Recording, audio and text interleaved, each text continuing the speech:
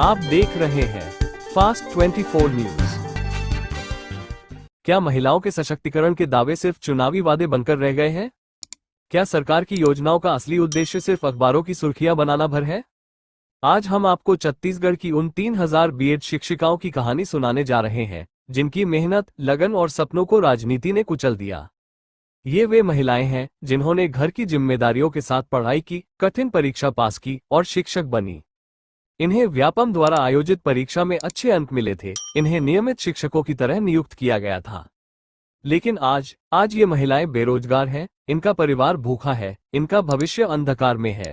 जैसे कि आप देख रहे हो, सही देख रहे हो, हम 1.5 साल गवर्नमेंट जॉब असिस्टेंट टीचर्स रह चुके हैं। ट्राइबल एरिया में हम अपने 1.5 साल अपनी सेवाएं दे चुके हैं। उसके बाद हमें गवर्नमेंट सरकार जो है कोर्ट का हवाला देके हमें टर्मिनेट कर दिया। अब हमारे पास आगे कैसे हमारी लाइफ चलेगी? हमारे पास कुछ आधार ही नहीं है। हम कैसे करेंगे, क्या करेंगे? आज ये हम पकोड़ा तलने पे, चाय बनाने पे आज मजबूर हो गए हैं, विवश हो गए हैं। कैसे हमारे आगे की जीवनी चलेगी? ऐसी क्या मजबूरी आ गई आपको कि आज आपको इतनी प्रशिक्षित होकर कोई और काम करने के बजाय आपको पकौड़ा ही तलना पड़ रहा है? रोजगार था हमारे पास, अब वो भी छिन गई है। तो अब हमारा घर कैसे चलेगा? मेरे पास तो और कोई ऑप्शन नहीं है। मैंने क्या किया, मैंने बहुत ज़्यादा पढ़ लिया है, ये मेरी गलती है, इसीलिए सरकार ने मुझे निकाल दिया। मुझे नहीं, मेरे साथ साथ 3000 सहायक शिक्षक पूरे छत्तीसगढ़ में जो सरगुजा संभाग और बस्तर संभाग में अपनी सेवाएं दे रहे थे, उनको बर्खास्त कर दिया गया। अब आगे क्या होगा हमारा? क्या होगा हमारा फ्यूचर? हमारा जो भरोसा था सरकार के ऊपर वो उठ गया है। बस यही निवेदन है कि ये जो हम कर रहे हैं वो आने वाली पीढ़ी जो है, आने वाली जो जनरेशन है वो ना होए, उनका भी भरोसा उड़ जाएगा इस पर। अगर कुछ नहीं होगा तो फिर सरकार को फिर क्या मतलब? हम जो चुने हैं, हमारा जो सरकार हमने जो चुना है वो यही परिचय दे रहे हैं अपना। क्या होगा फिर आगे? सरकार ने तो आप लोगों के लिए कमेटी बना दी है ना, कमेटी का गठन हो गया मुख्य सचिव जी की अध्यक्षता में, तो उसके बारे में आप क्या कहना चाहेंगे? आप लोगों को क्या सरकार पे भरोसा नहीं है? कमेटी ऐसा बस बोल दिए हैं कि आपको दे देंगे कमेटी। अगर किसी का काम टरकाना है तो बस बना दीजिए कमेटी। कमेटी क्या है? एक लॉलीपॉप है। अगर होता तो जितना जल्दी हो सके वो अपना निर्णय देती, लेकिन इतने दिन हो गए हैं, अभी तक हमें क्या चल रहा है कमेटी पे अभी तक कुछ भी नॉलेज नहीं है। कितनी बार बैठक हो चुकी है, क्या मीटिंग हो रहा है, मीटिंग में क्या बात रख रहे हैं, हमारी बात रख रहे भी रहे हैं कि नहीं रख रहे हैं, वो हमें कुछ पता नहीं। इतने सारे सदस्य जो है, बड़े बड़े अफसर हैं, क्या हो रहा है? कुछ भी नहीं हो रहा है। हमें तो अभी तक कुछ आश्वासन नहीं मिला है। विगत 1.5 महीना हो चुका है हम लोग को बर्खास्त हुए, और उसके बाद अभी भी कोई रिजल्ट नहीं, कुछ नहीं हुआ है।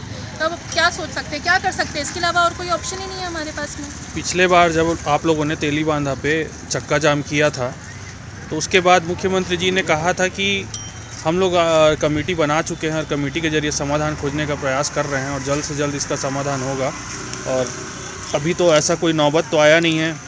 उन्होंने एक वीडियो में और बोला है, एक इंटरव्यू में, कि अभी ऐसा नौबत तो आया नहीं है कि आप लोगों की भूख मरने की स्थिति आ गई है। तो उस पर आप क्या कहना चाहेंगे? क्या आप लोगों को मुख्यमंत्री जी के बात पे भरोसा नहीं है? बोल रहे हैं कि हम भूख मरने की नौबत तो नहीं आई है, लेकिन हमारे पास ऑप्शन भी तो नहीं है। हमें जब बेरोज़गार कर दिया गया है तो हम अपनी आय अब कहाँ से लाएँ?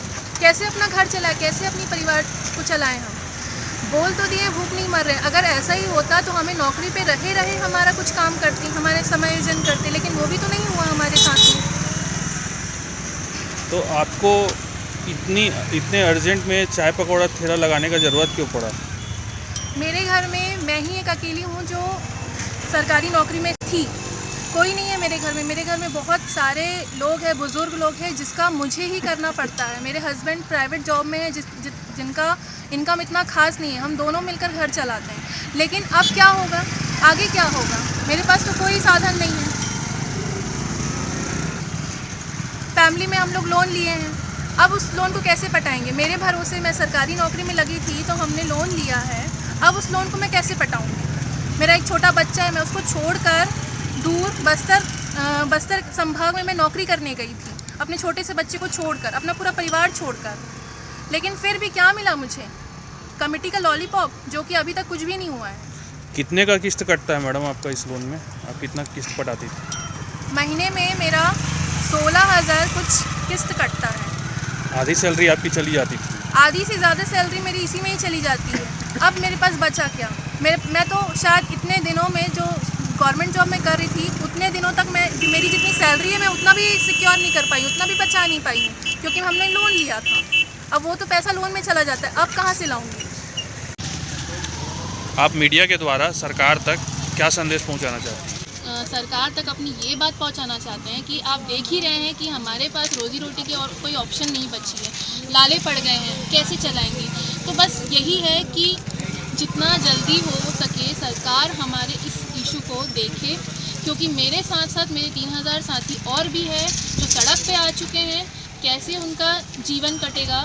बहुत ही ज़्यादा आर्थिक, मानसिक, सामाजिक स्थिति बहुत बुरी हो चुकी है। तो बस यही प्रार्थना है मेरी सरकार से कि जितना जल्दी हो सके हमारा समायोजन करे, ताकि हमारा फ्यूचर और हमारे साथ साथ हमारे आने वाली जो जनरेशन है उनका फ्यूचर सिक्योर हो सके। यहाँ पे एक ग्राहक आई हैं, यहाँ पे पकौड़ा खरीदने के लिए और इन्होंने यहाँ पे हम इनका पक्ष सुना है। आइए इनसे जानते हैं इस बारे में ये क्या कहना चाहते हैं।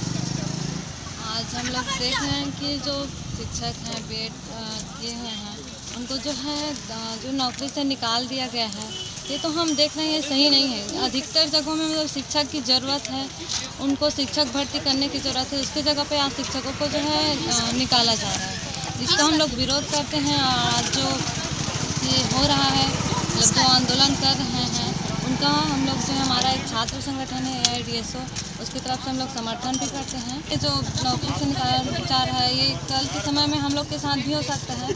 हम लोग चाहते हैं कि जो समस्या आ रही है उसका जल्द से जल्द सरकार जो है समाधान करे, जो है इसका है समायोजन। इनकी नियुक्ति को लेकर सत्ता में बैठी पार्टी और विपक्ष एक दूसरे पर आरोप लगा रहे हैं। बीजेपी कहती है कि कांग्रेस ने गलत तरीके से नियुक्ति दी, लेकिन क्या ये सच है? क्योंकि इनमें से 2 काउंसलिंग तो बीजेपी के शासन में भी हुई थी। तो क्या बीजेपी ने भी गलत किया? सवाल यह है कि अगर गलती सरकारों की थी तो सजा इन मासूम शिक्षिकाओं को क्यों दी गई? सरकार कहती है कि यह कोर्ट का फैसला था, इसलिए इन्हें नौकरी से हटाना पड़ा। पर जब मीडिया सरकार से पूछती है कि इनकी वापसी के लिए क्या कदम उठाए जा रहे हैं, तो जवाब सिर्फ गोलमोल मिलता है। कहीं कोई समाधान नहीं, सिर्फ खोखले वादे। अब हालात ऐसे हैं कि ये शिक्षिकाएं किसी होटल में जूठे बर्तन धोने को मजबूर है, कोई सड़क पर ठेले लगाने को मजबूर है। क्या यही है महिलाओं के सशक्तिकरण की सच्चाई? क्या यही है सरकार की महिला कल्याण योजनाएं? लेकिन इन शिक्षकों की लड़ाई अभी खत्म नहीं हुई है। ये महिलाएं अपने हक के लिए संघर्ष कर रही हैं और पूरा छत्तीसगढ़ इनकी आवाज सुन रहा है। सवाल ये है, क्या सरकार सुनेगी? क्या इन शिक्षकों को उनका हक मिलेगा? या फिर राजनीति की इस लड़ाई में इनके सपने हमेशा के लिए बिखर जाएंगे? हमारी सरकारें बड़े बड़े वादे करती हैं, लेकिन अगर एक सरकार 3000 मासूम शिक्षिकाओं के भविष्य को नहीं बचा सकती, तो फिर उन वादों का क्या मतलब? ये लड़ाई सिर्फ इन शिक्षिकाओं की नहीं, बल्कि हर उस नागरिक की है जो न्याय चाहता है। हमारी सरकार से यही अपील है, इन शिक्षकों को उनका हक दो, ताकि इनके बच्चे भूखे न सोए, ताकि इनकी आंखों में सपने फिर से लौट सके। आप सभी के लिए एक सवाल, इसका जवाब गेम कमेंट में जरूर दें। क्या सरकार इनकी पुकार सुनेगी?